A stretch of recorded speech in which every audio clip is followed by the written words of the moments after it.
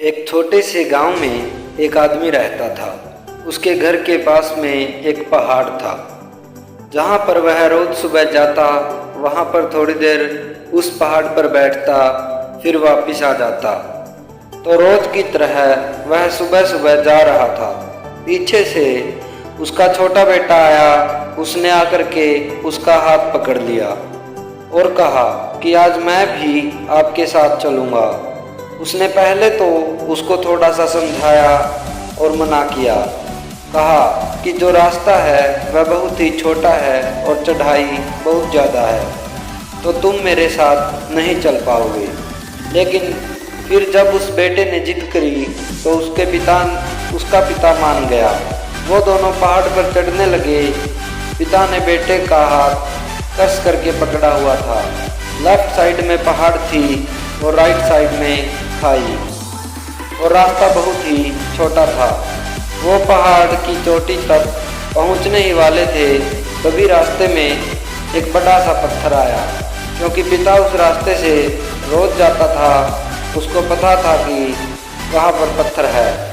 वह साइड से निकल गया, लेकिन जो बेटा था उसका ध्यान कहीं और था। तो उसका घुटना जा करके उस बड़े से पत्थर से टकरा गया। उस बच्चे के मुंह से एक चीज़ निकली और जैसे ही वह चीखा, उसकी आवाज़ उन पहाड़ों में गूंजने लगी।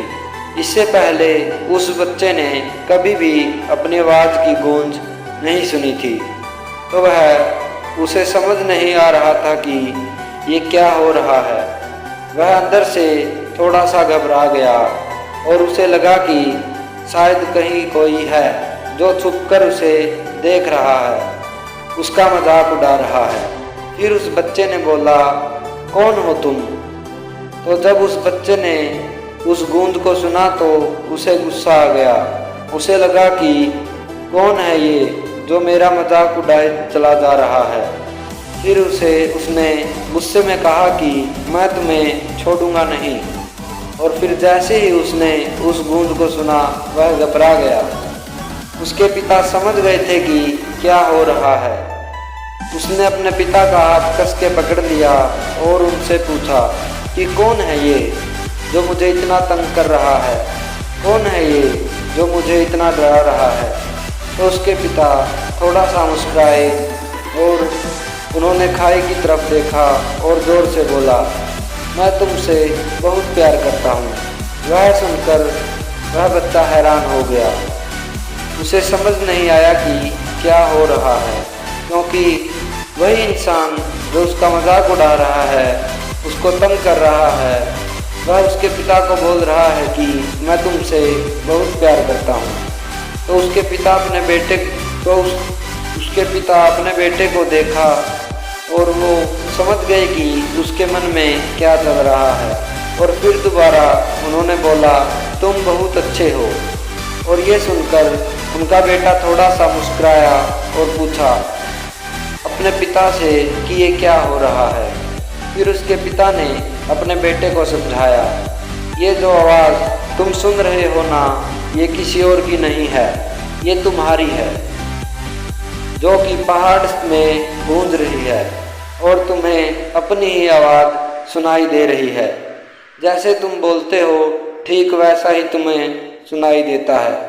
अगर तुम गुस्से से कुछ कहोगे तो पलट करके जो आवाज़ आएगी उसमें भी गुस्सा होगा, लेकिन अगर तुम कुछ अच्छा कहोगे तो आवाज़ भी अच्छी होगी।